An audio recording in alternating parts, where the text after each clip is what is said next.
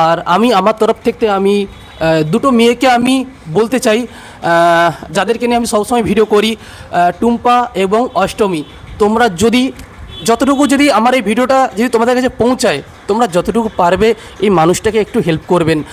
1 টাকা হলেও আমাদেরকে একটু সাহায্য করুন, তার জন্য যেন আমি আমার স্বামীটাকে বাঁচাতে পারি।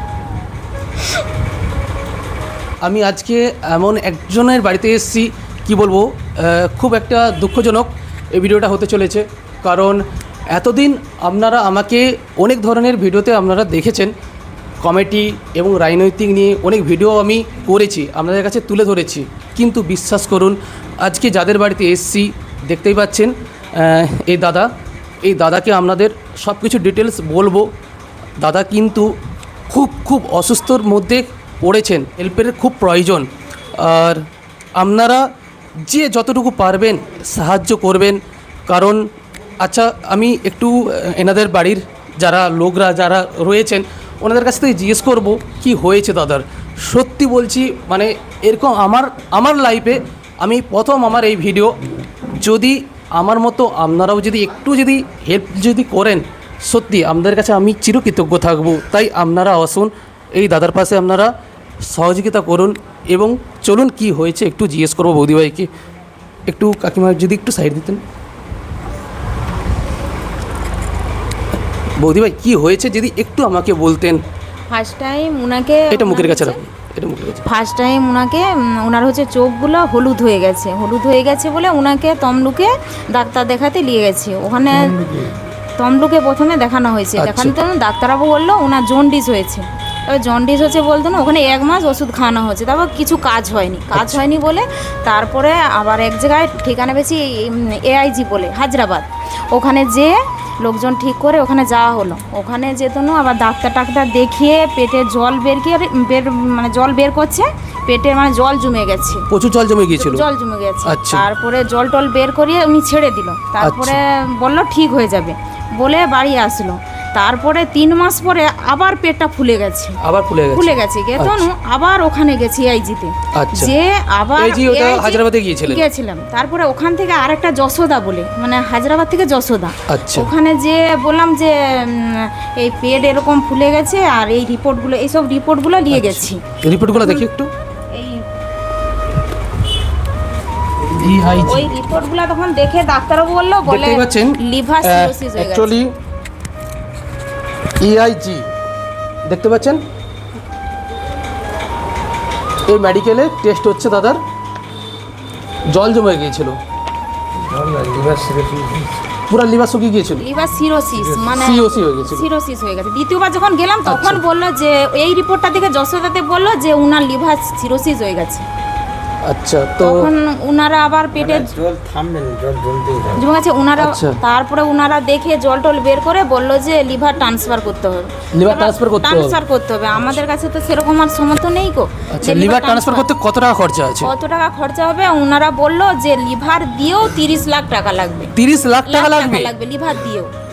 তখন আমরা বাড়ি চলে আসি। তারপরে এসে আবার আরেকটা ডাক্তারবাবু পদ্ধতি দিল, বলে স্টেন লাগানো হবে। স্টেনটা লাগালে জলটা কম জমবে আর তাতে রুগীও অনেকদিন সুস্থ থাকবে।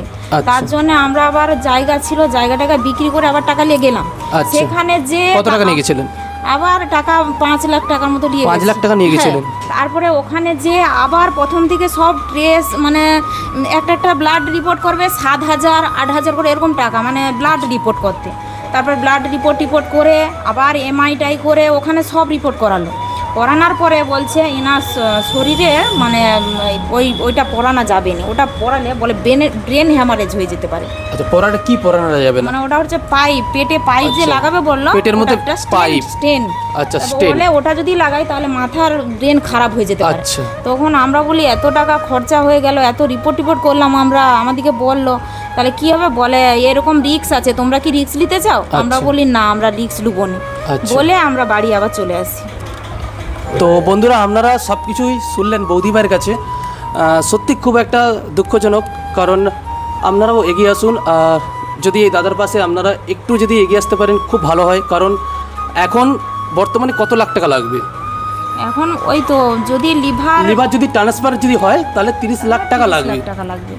লিভার ট্রান্সফার করতে 30 লাখ টাকা লাগবে, তাহলে দেখতে পাচ্ছেন এরকম মধ্যবিত্ত ফ্যামিলির মধ্যে 30 লাখ টাকাটা অর্জন করাটা খুব কষ্টকর। আপনারা যদি সবাই মিলে 1 টাকা করে যদি দেন, 1 টাকা, আর যদি 1 টাকা করে যদি 1 কোটি মানুষ দেয়, তাহলে 1 কোটি টাকা অন্তত এই দাদা ভাইদের হেল্প হবে। আর যারা প্লিজ যারা আপনারা মানে টাকা দিতে পারবেন না, তারা একটু ভিডিওটা শেয়ার করে অন্যদেরকে জানিয়ে দেবেন। যদি কোনো ভালো ব্যক্তি হয়ে থাকেন বা হেল্প যারা করে থাকেন, তারা যদি এসে যদি এনাদের পাশে এসে দাঁড়ায়, তো খুবই মানে অসংখ্য ধন্যবাদ থাকবো। কারণ এটি পুরো একদম আমার এরিয়ার মধ্যে রয়েছেন। আমি অ্যাড্রেসটা বলে দিই। আমার থেকে বলছি, আপনারা যে যেমন পারবেন 1 টাকা হলেও আমাদেরকে একটু সাহায্য করুন, তার জন্য যেন আমি আমার স্বামীটাকে বাঁচাতে পারি। দেখতেই পাচ্ছেন মানে এতটা কষ্টকর, মানে বৌদিভাই কেঁদে ফেলছে, আমারও দু চোখে জল চলে আসছে, বিশ্বাস করুন। তো মানুষের পাশে যদি হয়ে মানুষ যদি না দাঁড়ায়, তাহলে থাকবে তাহলে কে? আপনারা আসুন, আমাদের এরিয়াতে অনেক মানে কি বলবো, নেতা মন্ত্রী অনেকেই রয়েছেন। আমি বলবো যে এই ভিডিওটা নিয়ে কেউ রাজনৈতিক নিয়ে কেউ কিছু বলবেন না। আর আমি আমার তরফ থেকে আমি দুটো মেয়েকে আমি বলতে চাই, যাদেরকে নিয়ে আমি সবসময় ভিডিও করি, টুম্পা এবং অষ্টমী। তোমরা যদি যতটুকু যদি আমার এই ভিডিওটা যদি তোমাদের কাছে পৌঁছায়, তোমরা যতটুকু পারবে এই মানুষটাকে একটু হেল্প করবেন। কারণ আমি জানি তোমাদের বাড়ি অনেক দূরে, কিন্তু আমি তোমাদেরকে নিয়ে অনেক ভিডিও তৈরি করি। তো আমার সেইভাবে আমার ইনকাম হয় না ফেসবুকের মধ্যে, বিশ্বাস করুন।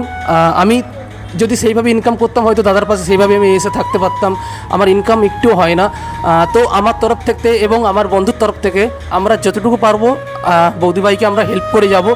আর আপনারা যদি একটু যদি সহযোগিতা করেন, খুবই ভালো হয়। আপনারা এগিয়ে আসুন। আর একটু অ্যাড্রেসটা যদি বলতেন। আমাদের হচ্ছে নুনাকুড়ি কাঁকটা বাজার। আচ্ছা। আর আমাদের গ্রাম হচ্ছে নুনাকুড়ি, আর পোস্ট হচ্ছে নুনাকুড়ি।